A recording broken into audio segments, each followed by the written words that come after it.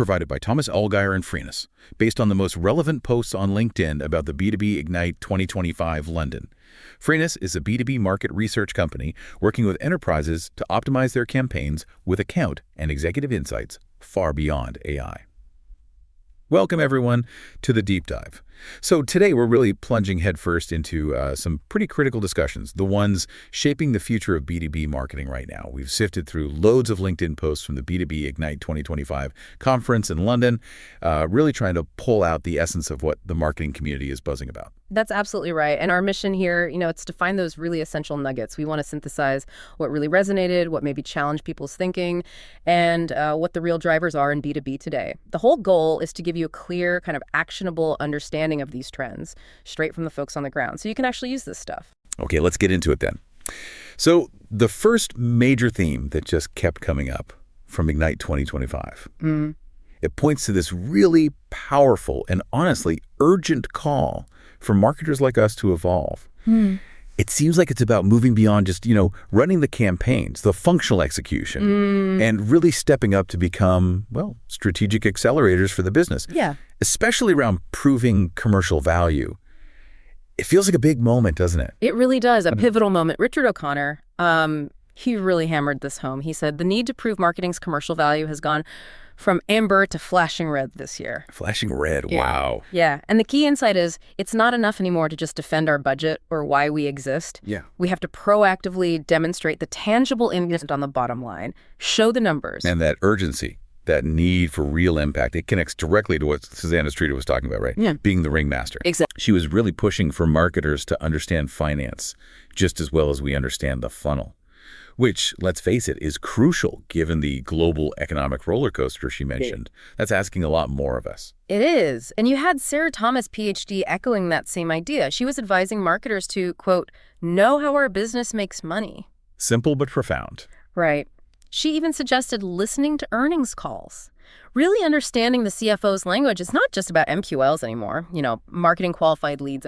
Important, maybe, but not the whole story. Not at all. Yeah. It's about grasping margin and market share. That's a fundamental shift in perspective, really. Yeah, Joe Kittle reinforced that. He basically said the successful B2B marketing leaders, they know how to talk margin and market share over those maybe more traditional metrics. It's about speaking the same language as the C-suite, making marketing genuinely core to growth. And Catherine Bentley also picked up on this shift. She highlighted how marketers need to show both that functional value and the expert value to build those long-term relationships. And commercial acumen, absolutely essential for that, she said. Okay, so if we're really shifting from being seen as a support function to more of a strategic driver, what does that actually mean for how we do our jobs day to day? What changes?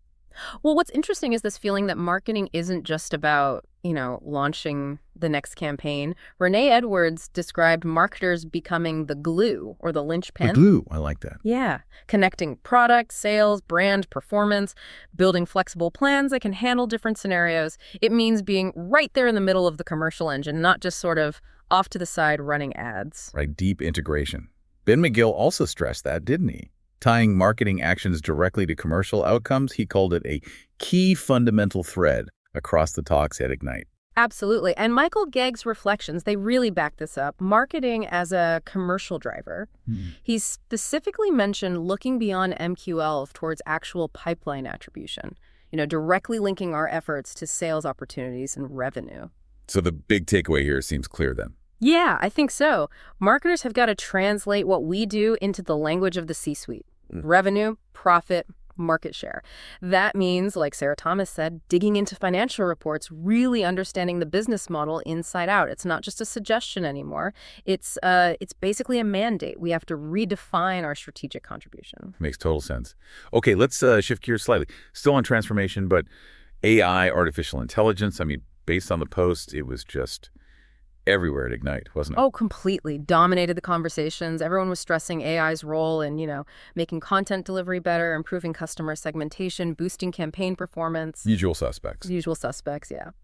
But there was also this clear tension, a real mix of huge opportunity and, frankly, some apprehension. Right. That tension really showed up in the great AI debate people were talking about. Apparently, Catherine Dutton was channeling her inner Rocky. Yeah. And Rhiannon Blackwell supposedly won the knockout round, arguing AI won't make us obsolete. Sounds lively, but it tackles that core fear, doesn't it? It definitely does. But beneath the theatrics, the actual consensus from people like Minaz Tajani, Helen Kensett, Alex Bacon, it seemed to be use AI responsibly. Responsible. And at a pace that works for you and your organization. The point wasn't that AI replaces creativity. It's there to harness it. It's a multiplier, not some magic wand. Andrew Sinclair Pearson put it really well, I thought. He said, the question isn't will AI replace marketers? It's what kind of marketer will thrive in an AI-first world. That's such a great reframe. Yeah, it shifts the focus, doesn't it? That feels like the real challenge for all of us. It is, but it also brings up a very practical problem, which Carla Wentworth highlighted. Her survey found, get this, 93% of CMOs wouldn't have chosen their career if they knew it would become a technology management job. Wow, 93%. That's staggering. Isn't it? And she pointed to that tsunami of over 15,000 marketing tech tools out there now. 15,000. It's completely overwhelming. I think we can all relate to feeling swamped by tech sometimes. Absolutely. And it creates this dilemma. David McGuire observed that while we marketers might still be a bit wary, a bit distrustful of AI or buyers, they're already using it. Which forces our hand. Exactly. It forces us to adapt, especially in things like brand strategy and copywriting. You have to meet your audience where they are, right? So And Daryl Merkley made a great point about how AI can help here. He said it can deeply understand the challenges, needs, and aspirations of their customer. Okay. So we can create impactful and empathetic experiences. So it's not just automation. It's using AI for, empathy at scale. So the real conversation isn't if we use AI, but how we use it effectively. Yeah. And maybe ethically, too. Precisely. Faye Buvix touched on this. She mentioned AI helping analyze customers, decode markets, sitting behind the creative process, personalizing at scale, all the powerful stuff. But she stressed, human input still matters. And I think that's the key, isn't it? Yeah. The human element, the strategy, the oversight, the connection, that's still crucial. Otherwise, AI just generates more noise. It's an enabler, not the strategy itself. That makes perfect sense. And, that leads us really nicely into the third big theme we picked up on, which is all about human centricity, trust, and authenticity. Even with all this amazing AI, it keeps coming back to people trusting people. It really does. And what's striking is how often this came up, almost as a counterpoint to the AI buzz. Shane Redding and Angela Dennis reflected that, quote, sometimes the most meaningful moments happen in between the sessions. People trust people. Those informal connections. Exactly. Those real personal connections, whether they're face-to-face or built authentically online. Joel Harrison went even deeper on this. He argued trust is now the most critical commodity in B2B. Critical commodity. Strong words. Yeah. And he said it's being eroded not just by things like populist politics, but also by the sheer flood of AI-generated info that's hard to verify. Information overload. Mm-hmm. So his answer, things like real thought leadership, advocacy, influencer marketing. Tools to rebuild that trust by being a credible human voice. And Corinne Doherty built on that, emphasizing the need to dive really deep into your audience's values to build meaningful connections. Beyond just needs and pain points. Exactly. Focusing on shared values. She believes that can genuinely transform customer relationships, make them stronger, more resilient. Leanne O'Connor also had a really vital insight here. She said, today's B2B buyers aren't just making professional decisions, they're bringing their whole selves to the process. Their whole selves. Yeah. And she cited data saying 52% of what influences a B2B decision is personal. Half. That's massive. It completely changes how we should think about messaging. It really does. And McKeemuck observed that B2B, we often strip out the emotion, try to be purely rational. Guilty as charged sometimes. Right. But the conference felt like a call to do the opposite. Inject humor, tell real stories. Use AI, sure, but use it to make great storytelling faster, smarter, more scalable. Build connection through honesty and originality. And Zoe McLaren kept it simple and direct. Humanize your communications. Ditch the jargon. Tell stories that actually resonate with people emotionally. Sounds obvious, maybe? But so easily forgotten in the day-to-day grind, isn't it? Absolutely. So the big takeaway from this theme seems to be authenticity, emotion, human connection. That's the foundation for trust, especially now with AI everywhere. There's still a person making that final decision. Connect with them. Okay, that brings us to our final major theme from B2B Ignite 2025. And this one feels like a collective sigh, almost. It's this realization about needing simplicity, adaptability, and doing more with less. Feels like everyone's grappling with rapid change, tighter resources, just a lot of pressure. Yeah, that message was incredibly consistent. Mark Chuk ran a session called Do More with Less. Apparently offered really honest, practical advice for getting high-impact work done when the budget's tight. A reality check for many. Absolutely. And Ben Lee echoed that sentiment. His advice was think big, but start small. Start small. Interesting. Yeah, basically warning against these huge, overwhelming transformation projects. Instead, focus on small, systematic steps. More manageable, more sustainable change. That makes sense.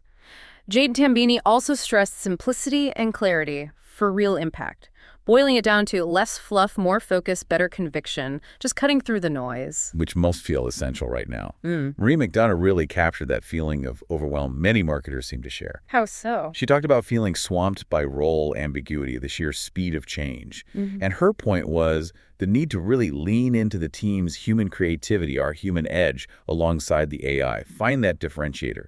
That human edge. Yeah, I think a lot of people are feeling that need.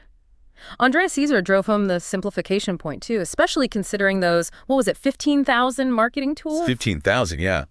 Right. She stressed that simplicity over complexity is what people actually need to cope with all that. It's not about more tools. It's about smarter, leaner ways of working. And Susanna Streeter had that great analogy, too.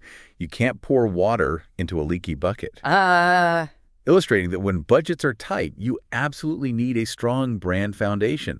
Otherwise, your efforts are just wasted. It's about resilience, long-term gain. Spot on. And maybe Renee Edwards summed up this whole theme best by urging everyone to resist the temptation to do nothing. Just freezing up. Exactly. She pushed for proactive planning, acting, adapting, because standing still just isn't an option anymore. So the big message here, in complex times, simplify.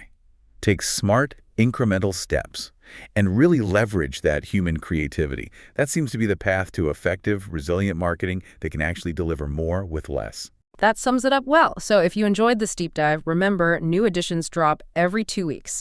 And definitely check out our other editions covering topics like AI and B2B marketing, MarTech, channel marketing, field marketing, social selling, go-to-market, and account-based marketing. Lots of ground covered there. Yes, please do.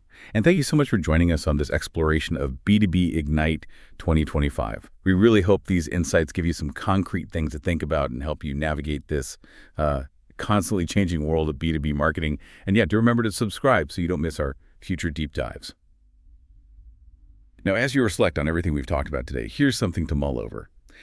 In this landscape where marketing needs to be both commercially sharp and deeply human, and where AI is this powerful amplifier, not a replacement, how will you define your unique contribution?